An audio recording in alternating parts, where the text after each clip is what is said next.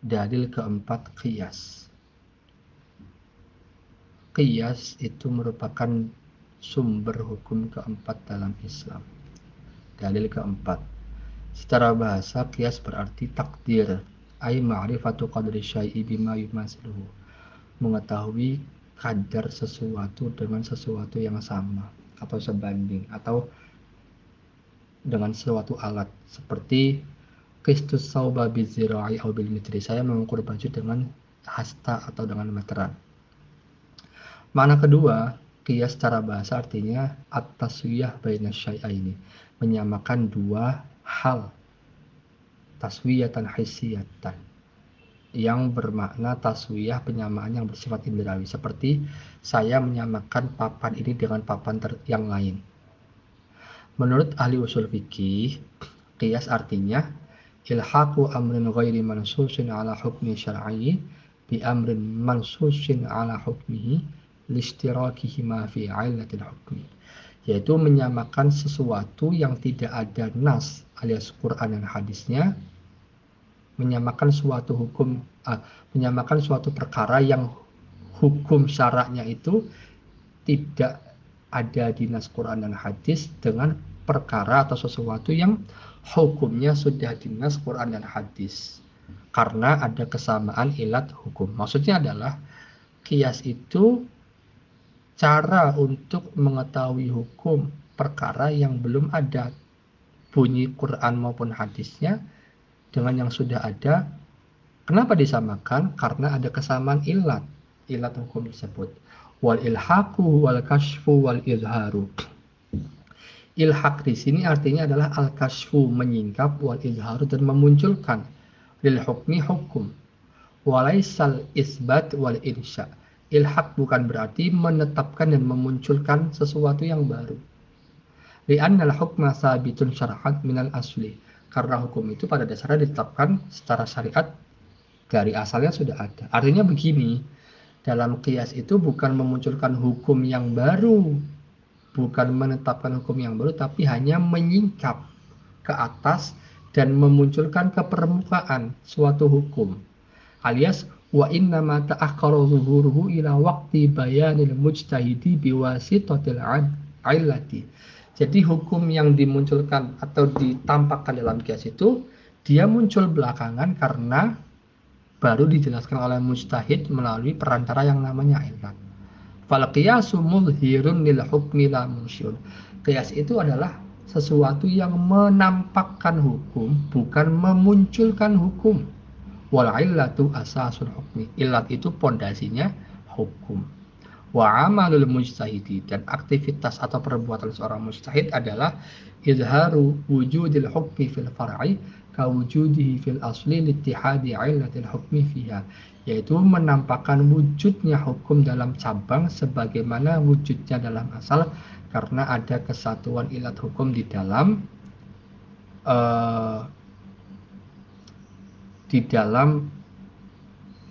hukum tersebut atau di dalam ilat tersebut. Jadi begini maksudnya, ketika ada suatu perkara memang secara Quran dan Sunnah tidak ada hukumnya, tapi bukan berarti tidak ada, hanya belum disingkap oleh orang yang tahu, yaitu mujtahid. Dan tugas mujtahid itulah yang memunculkan ke permukaan bagaimana hukum tersebut sebenarnya sudah ada persamaannya di Quran dan Sunnah. Ada banyak contoh tentang qiyas. Contohnya yang paling gampang itu khamr.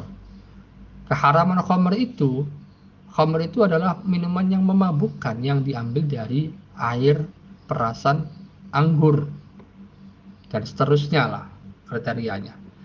Nah, ayatnya ada innamal khamru wal maisir. Nah, khamr ini menjadi pokok segala zat yang punya sifat muskir. Maka segala minuman, makanan yang punya sifat yang sama dengan khamr disamakan dengan khamr karena khamr sudah ada di Quran dan juga di Sunnah.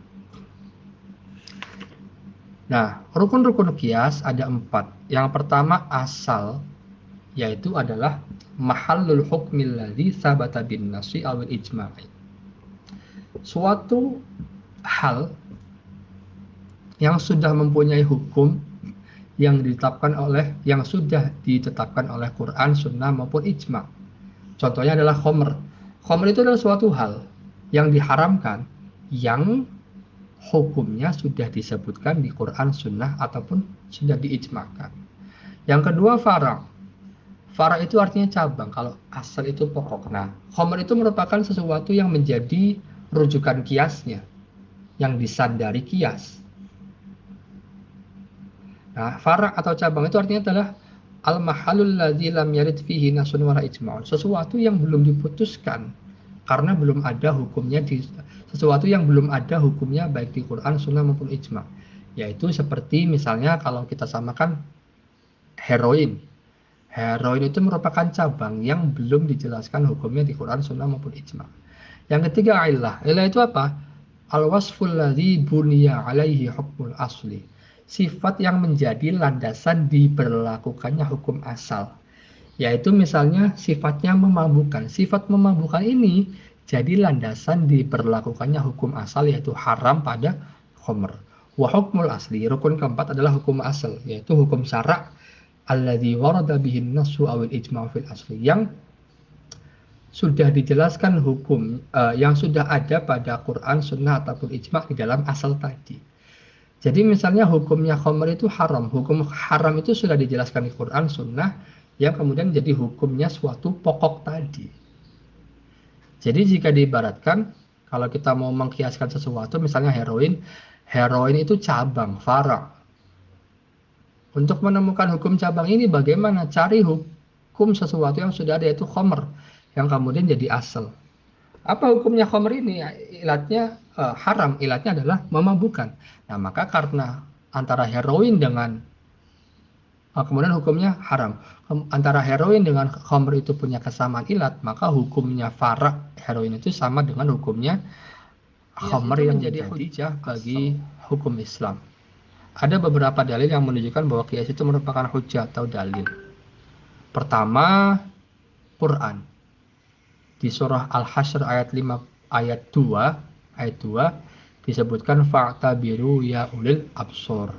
Ya ulil absar. Yaitu fa'tabiru ay faqisu anfusakum.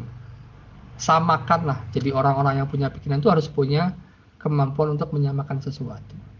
Di Quran surah An-Nisa ayat 59 ada ayat fa in tanaza'tum fi syai'in farudduhu ila Allahi war rasul.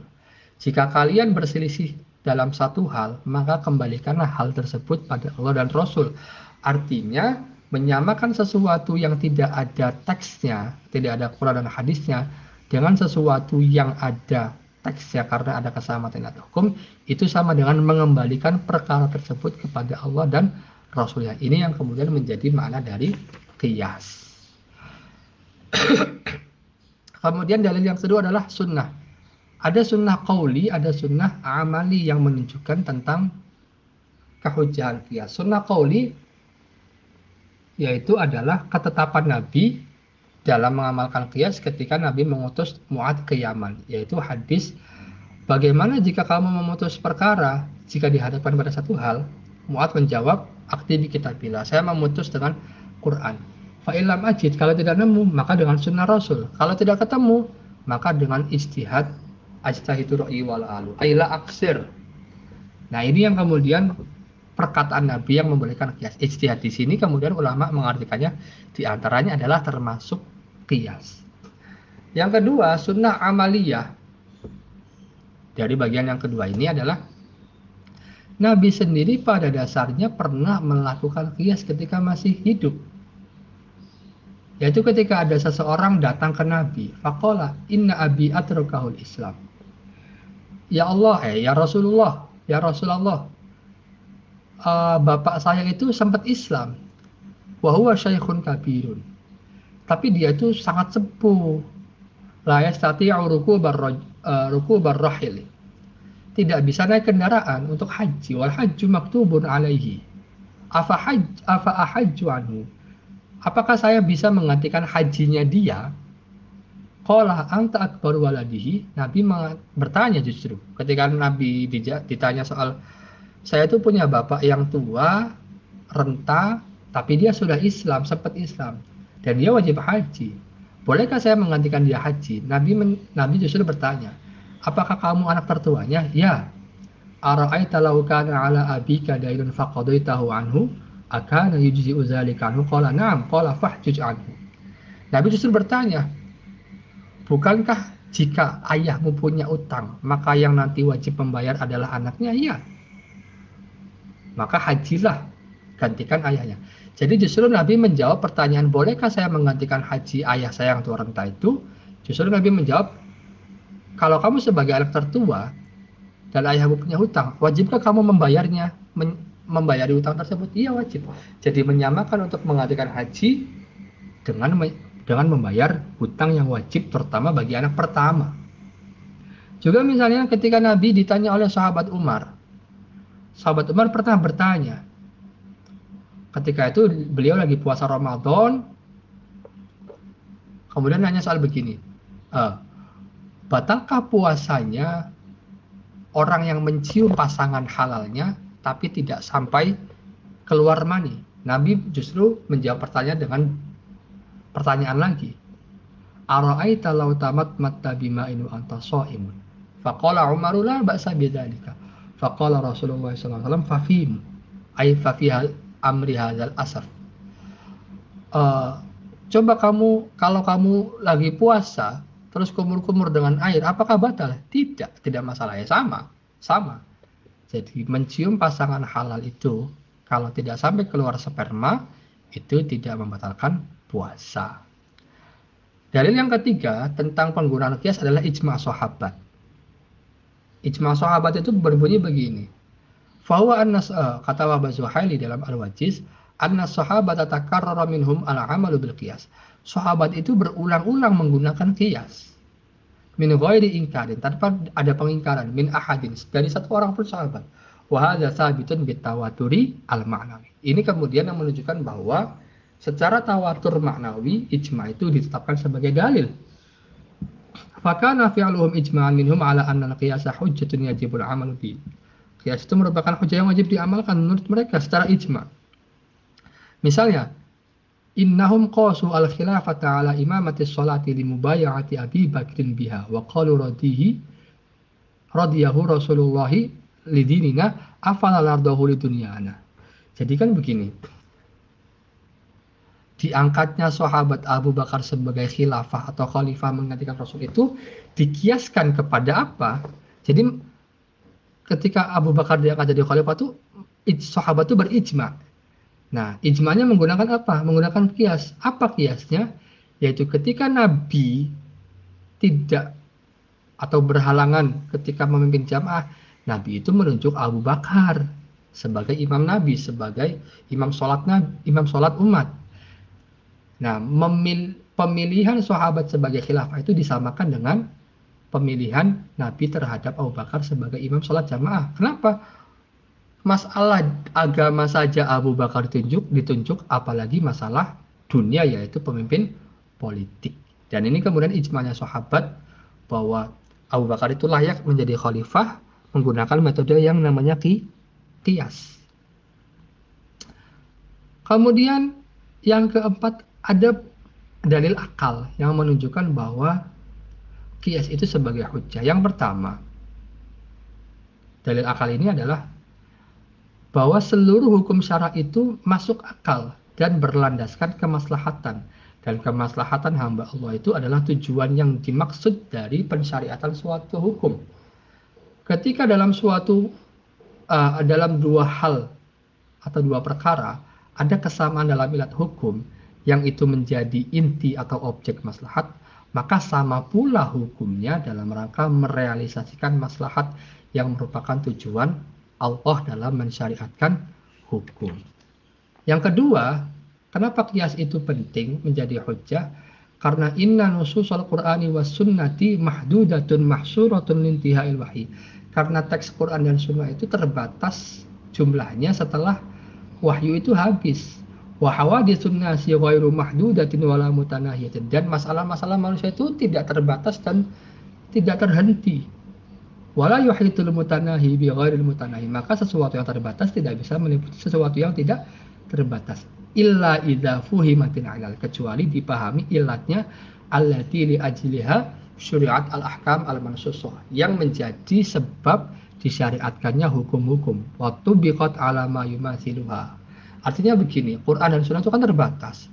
Kalau tanpa mengetahui ilat hukum, maka banyak hal yang tidak terbatas itu tidak bisa dihukumi oleh Quran dan Sunnah karena terbatas. Artinya dalilnya cuma dua, masalahnya 200. Kan tidak bisa menghukumi 200 dengan dua, kecuali orang itu mengetahui, oh ternyata dari 200 itu ilatnya sama, ya sudah disamakan dengan yang terbatas tadi melalui jalan yang namanya qiyas dengan menentukan ilat. Yang ketiga, taqtadi al-fitrah as-salimah wal mantiq wa bidahatul aqli al-amal bil qiyas. Pada dasarnya naluri manusia itu secara logika juga mengamalkan qiyas. Faman mana'an fi'li faman mana'an fi'lin li anna fi aklan li amwalin nasi bil batil aw li anna fi zulman li ghairi wa'tida'an aw wa'tida'an ala huquqil akharin ila akhirih. Fa innahu yuqisu ala hadzal fi'li kullu amrin fihi 'udwanun aw zulmun. Maka barang siapa yang mencegah perbuatan karena di situ ada potensi memakan harta orang lain dengan cara yang salah, atau ada sifat menganiaya terhadap hak orang lain, maka perbuatan ini dikiaskan juga. Artinya setiap perbuatan yang di dalamnya terdapat udwan, permusuhan atau penganiayaan, itu dikiaskan dengan tidak bolehnya memakan harta orang lain dengan cara yang batil. Secara naluriah, manusia pasti akan mengkiaskan hal tersebut. Itulah kenapa kias itu menjadi hujjah.